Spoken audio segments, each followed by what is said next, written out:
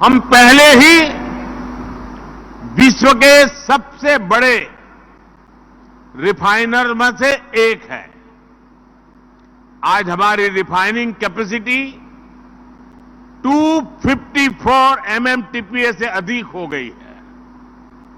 हमने 2030 तक भारत की रिफाइनिंग कैपेसिटी को 450 MMTPA तक पहुंचाने का लक्ष्य रखा है।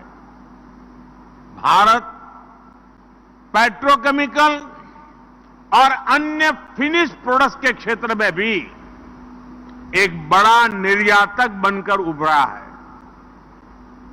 मैं आपको ऐसे कई और उदाहरण दे सकता हूं, लेकिन इन सारी बातों का मूल ये है कि भारत इस समय एनर्जी पर इतना निवेश कर रहा है जितना पहले कभी नहीं हुआ, और इसलिए आज दुनिया में ऑयल, गैस और एनर्जी सेक्टर से जुड़ा करीब करीब हर लीडर भारत में निवेश करना चाहता है। कितने ही लीडर्स इस समय मेरे सामने बैठे हुए हैं। हम पूरी गर्मजोशी से आपका भी स्वागत करते हैं।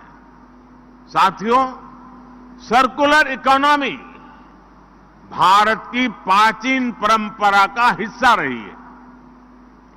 रीयूजिंग का कंसेप्ट भी हमारे जीने के तरीके से जुड़ा हुआ है, और ये बात एनर्जी सेक्टर से भी उतनी ही जुड़ी हुई है। पिछले वर्ष G20 समिट में हमने जिस ग्लोबल बायोफ्यूल्स अलायंस को शुरू किया था, वह हमारी इसी भावना का प्रतीक है। इस अलायंस ने पूरे विश्व की सरकारों, संस्थाओं और इंडस्ट्रीज को एक साथ इकट्ठा कर दिया है। जब से ये अलायंस बना है, इसे व्यापक समर्थन मिल रहा है। बहुत कम समय में ही 22 देश और 12 इंटरनेशनल ऑर्गेनाइजेशन इस अलायंस से जुड़ गए हैं। इससे पूरे विश्व में बायोफ्यूल्स के इस्तेमाल को बढ़ावा मिलेगा। इससे करीब $500 बिलियन की आर्थिक संभावनाओं को बनाने में भी मदद मिलेगी। साथियों, अपने यहां भी भारत ने इस क्षेत्र में बड़ी प्रगति की है। पिछले कुछ वर्षों में भारत में बायोफ्यूल्स का एडॉप्शन तेजी से बढ़ा है। 10 साल पहले हमारे यहां पेट्रोल में इथेनॉल की ब्लेंडिंग 1.5% के आसपास थी। 2023 में ये 12% से अधिक हो गई है। इससे लगभग 42 million metric ton carbon emission घटा है। हम 2025 तक पेट्रोल में 20% इथेनॉल ब्लेंडिंग करने के लक्ष्य पर काम कर रहे हैं। आप में से कई लोग जानते होंगे, पिछले इंडिया एनर्जी वीक के दौरान ही भारत ने 80 से ज्यादा रिटेल आउटलेट्स पर 20% इथेनॉल ब्लेंडिंग की शुरुआत की थी। अब हम देश के 9,000 आउटलेट्स पर यही काम कर रहे हैं। साथियों, सरकार का प्रयास ग्रामीण अर्थव्यवस्था को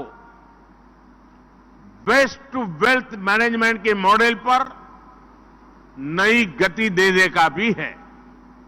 इसके लिए भारत में 5,000 कंप्रेस्ड बायोगैस प्लांट लगाने की दिशा में काम किया जा रहा है।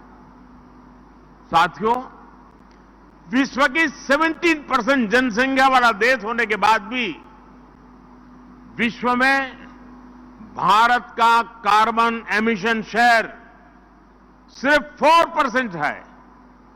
इसके बाद भी हम अपने एनर्जी मिक्स को और बेहतर करने के लिए पर्यावरण के प्रति संवेदनशील एनर्जी सोर्सेज के विकास पर बल दे रहे हैं।